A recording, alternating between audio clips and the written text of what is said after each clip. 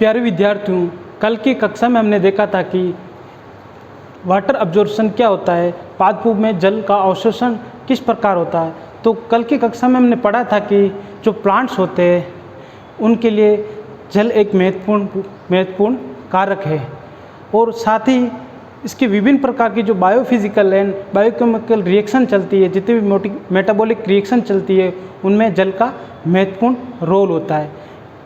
किसी भी plant cell के उसके जीवद्रिय उसके प्रोटोप्लाज्म का लगभग जो 80 से 90% हिस्सा क्या होता है, जल होता है। साथ ही हमने देखा था कि पादप जितना जल अवशोषण करते हैं उसका कितना उपयोग अपने कार्य की या अपने बायोफिजिकल प्रोसेस के लिए उपयोग में करते हैं तथा अन्य जल को वो क्या करते हैं, वातावरण में ट्रांसपिरेशन के द्वारा वायवीय भागों के द्वारा रिलीज कर देते हैं। साथ ही हमने ये भी अध्ययन किया था कि क्या पादप जितना हम बारिश के कारण जितना जल मिट्टी में जाता है या जितना जल हम पादपों को सिंचित करते हैं, क्या वो सारा का सारा ऑब्जर्व करता है, इसके बारे में हमने देखा था। तो हमने देखा था कि जब कोई भी प्लांट है, माना कि ये कोई प्लांट है, बारिश हुई, ये ग्राउंड है, बारिश हुई तो कुछ जल क्या होता है, यहाँ हमने किसी भी प्लांट को सिंचित किया तो कुछ जल क्या होता है, वो बहकर चला जाता है। क्या हो जाता है, बहकर चला जाता है। उसको हम कहते हैं अपवाहित जल। और कुछ जल होता है, कुछ जल की मात्रा क्या होती है,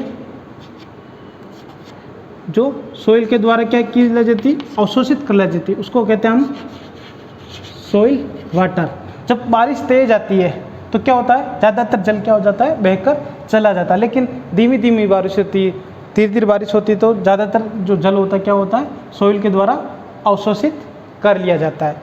अब सोइल वाटर को हमने वापस उसकी पादपों के लिए उपलब्धता अनुपलब्धता के आधार पर 3 प्रकार से देखा था। सबसे पहले हमने देखा था होलार्ड क्या होता है।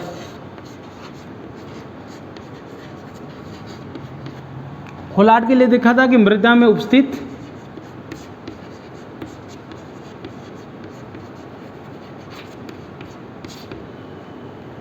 Total water. फिर हमने देखा था केसार्ड क्या होता है। केसार्ड के बारे में था वे जल जो मृदा में उपस्थित वे जल जो पादपों के लिए पादपों के द्वारा अवशोषित किया जा सकता है, जो पादपों द्वारा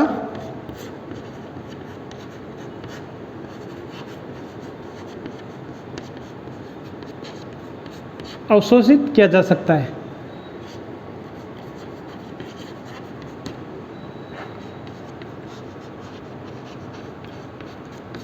और फिर हमने देखा था इकार्ड। इकार्ड में हमारा देखा था कि सोइल है, सोइल में जो समस्त जल है जो पादपों द्वारा अवशोषित नहीं किया जाता है, पादपों द्वारा अवशोषित नहीं किया जा सकता।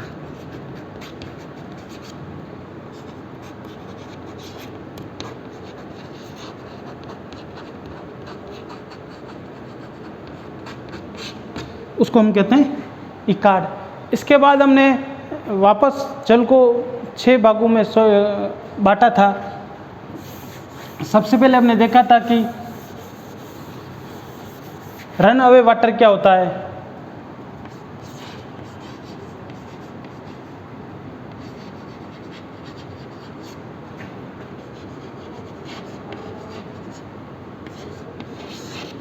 उसके बाद हमने देखा कि वाटर वेपर क्या होता है।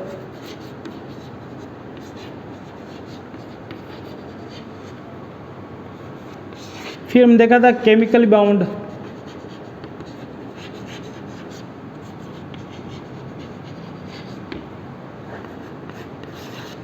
फिर हमने देखा था कि हाइग्रोस्कोपिक वाटर क्या होता है।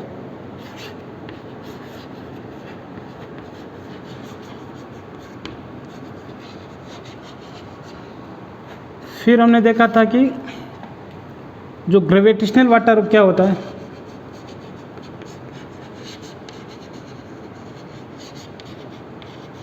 उसके बाद लास्ट हमने देखा जो कैपिलरी वाटर,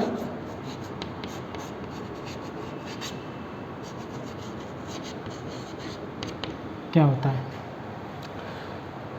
अगर रनवे वाटर की बात करें तो हमने देखा है कि कोई भी बारिश हुई या किसी भी आपने खेत को सिंचित किया तो कुछ जल क्या हो जाता है, बहकर नदी नालियों झीलों में चला जाता है, उसको हम क्या कहते हैं, अफवाही जल या रनवे वाटर।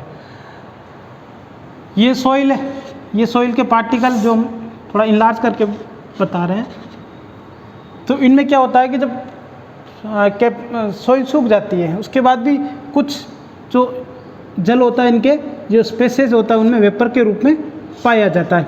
इनके जो स्पेस होते हैं, इनके बीच में जो स्पेसेस होते हैं उसमें वाटर वेपर के रूप में क्या होता है, जो जल पाया जाता है उसको क्या कहते हैं, वाटर वेपर। केमिकली बाउंड में हमने देखा था कि क्या होता है कि बहुत सारे हाइड्रेट्स होते हैं सॉइल में, क्या होते हैं, हाइड्रेट ऑक्साइड होते हैं। किसके हो सकते हैं हाइड्रेट ऑक्साइड, लोहे के हो सकते हैं, सिलिकॉन के हो सकते हैं, एल्यूमिनियम के हो सकते हैं। ऑक्साइड्स होते हैं उनमें भी कुछ जल की मात्रा होती है, उसको कहते हैं केमिकली बाउंड वाटर। उसके बाद हमने देखा था कि हाइग्रोस्कोपिक वाटर क्या होता है, जो सॉइल के जो पार्टिकल्स होते हैं वहाँ पर क्या होता है, कुछ जल की मात्रा क्या उनके बीच में परत बना के होती है, उसको कहते हैं हम हाइग्रोस्कोपिक वाटर। अब सॉइल है, बारिश हुई और नीचे क्या लग रहा है, गुरुत्वीय बल लग रहा है, तो जो लार्ज पोर्स होते हैं तो वाटर क्या करता है, अंदर तक गुरुत्वीय बल के कारण अंदर तक चला जाता है, और तो वो क्या बनाता है, ग्राउंड वाटर टेबल फॉर्म करता है, तो उसको कहते हैं ग्रेविटेशनल वाटर। अब कैपिलरी वाटर की बात करें तो कैपिलरी वाटर क्या होता है, जो सॉइल होती है उसके बीच में जो स्पेस होते हैं उनके अंदर कैपिलरी में क्या होता है, जो वाटर होता है वो किसके कारण होता है, जो सॉइल की सरफेस टेंशन के कारण होता है, तो उसको हम कहते हैं कैपिलरी। अगर पौधों के उपयोग के आधार बात करें तो जो कैपिलरी वाटर है वही सबसे अधिक पौधों को उपलब्ध हो पाता है।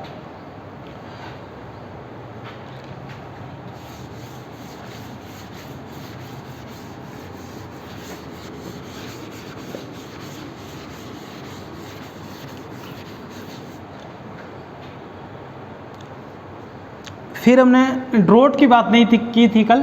ड्रॉट क्या होता है, ड्रॉट आपने देखा होगा, सूखा।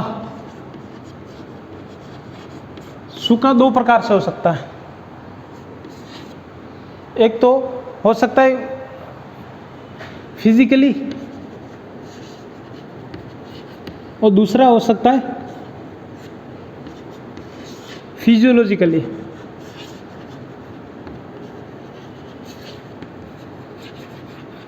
भौतिक रूप से हो सकता है और कार्यकीय रूप से हो सकता है। भौतिक रूप में क्या, जैसे सोइल है, सोइल में क्या हो गया, बिल्कुल वाटर की कमी हो गई, सूखा पर बारिश नहीं हुई, तो क्या उसको कहते हैं, जैसे रेगिस्तानों में होता है, इसमें क्या होता है, सोइल में क्या हो जाती है, वाटर की कमी हो जाती है।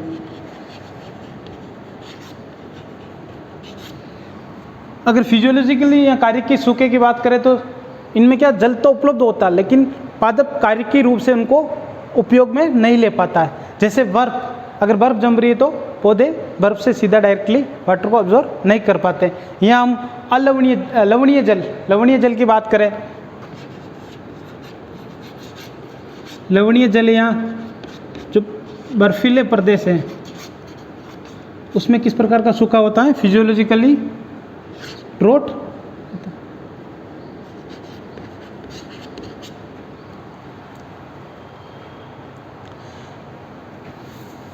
फिर हमने देखा था कि जो वाटर होल्डिंग कैपेसिटी क्या होती है, प्लांट क्या करता है, वाटर ऑब्जॉर्व करता है, कहाँ से करता है, सोइल से करता है, और सोइल में क्या होता है, वाटर। अब कौन सी सोइल कितना वाटर को होल्ड कर सकती है, ठीक है, या कितना वाटर को होल्ड कर सकती है, उसको वाटर होल्डिंग कैपेसिटी कह सकते हैं। तो जैसे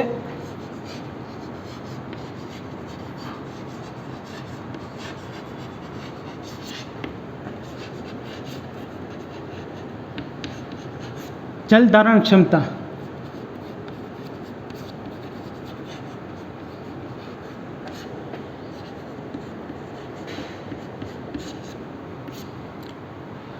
हमने किसी भी खेत को या पादप को सिंचित किया या बारिश हुई किसी खेत में, तो क्या हुआ, बहुत सारा जल तो बह के चला जाता है।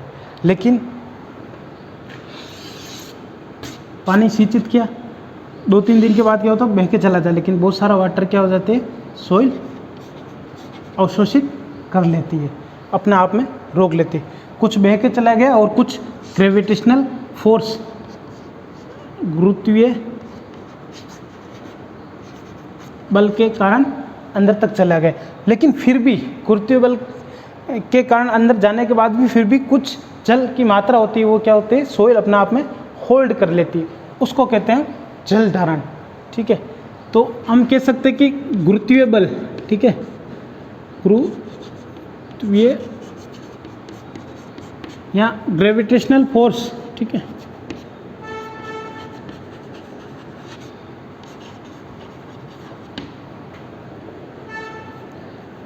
के उपरांत, ठीक है, जो सोइल के द्वारा जो वाटर होल्डिंग की थी,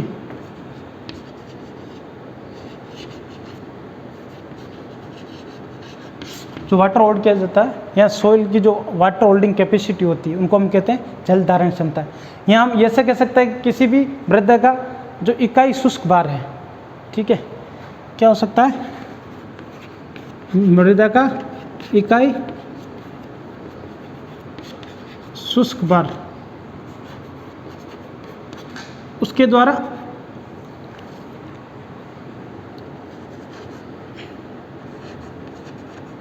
अवशोषित या जो जल धारण करने की क्षमता, वो क्या कहलाती है,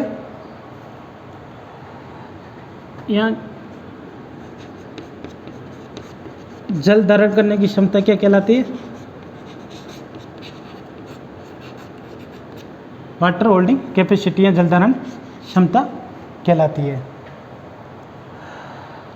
अब इसको हम, अगर हम जैसे कोई वाटर आया, ठीक है, बहुत सारा वाटर क्या गया, गुरुत्वीय बल के कारण अंदर तक चला गया, ग्राउंड वाटर टेबल फॉर्म कर दी, लेकिन यहाँ पे कौन सा जल बचा, एक तो कैपिलरी वाटर बचा, यहाँ पे कौन सा वाटर बचा, कैपिलरी वाटर बचा, और दूसरा कौन सा बचा, हाइग्रो। तो हम कह सकते हैं कि जल धारण क्षमता क्या होती है, capillary water plus hygroscopic water को भी हम जल धारण क्षमता कह सकते हैं। फिर हमने देखा था कि परमानेंट विल्टिंग परसेंटेज या कोएफिशिएंट क्या होता है।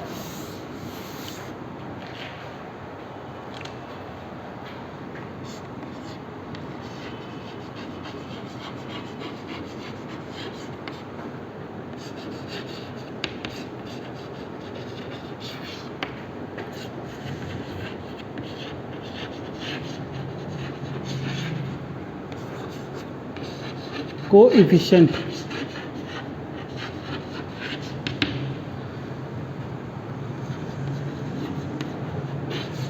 स्थायी मल्लानी प्रतिशतता या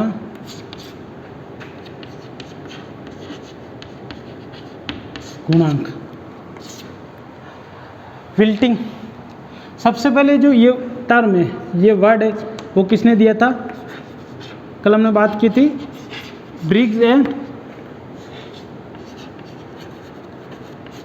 सांझ ने दिया था। ये जेड है। विल्टिंग का या मलानी का अर्थ होता है, क्या होता है, मुरझाना।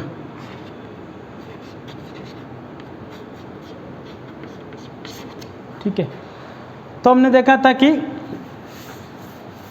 जब किसी पादप की, किसी प्लांट की जो लीव्स होती है, जो फर्स्ट टाइम क्या होती है, मुरझाती है,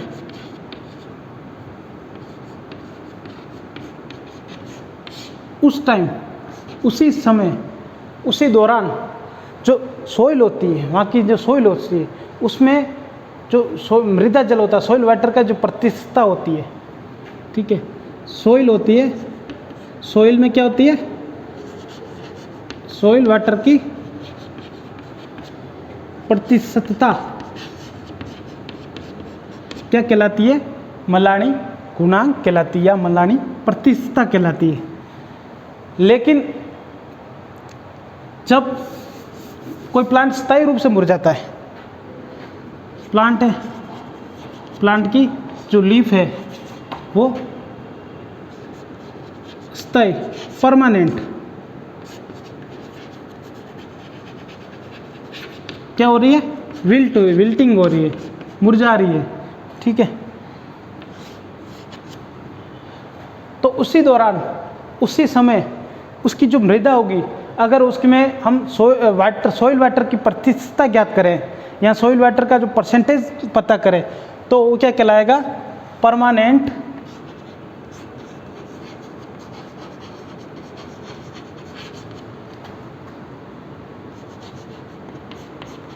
विल्टिंग कोफिशिएंट या परसेंटेज या कोफिशिएंट कहलाएगा। अब स्थायी कैसे पता करेंगे कि कोई पादप मुरझा गया। अगर हम दो प्लांट ले, एक प्लांट पर को हम क्या करेंगे, जब मुरझाते हैं दोनों, तो एक को प्लांट को हम सिंचित कर देंगे, तो वो क्या करेगा, पुनः अपनी अवस्था में आ जाएगा। और अगर दूसरा क्या होगा, जिसको हम सिंचित नहीं करेंगे, तो वो क्या कर जाएगा, पूरे रूप से स्थायी रूप से वो मर जाएगा, या तो उसको कहते हैं परमानेंट विल्टिंग कोफिशिएंट या परमानेंट विल्टिंग परसेंटेज।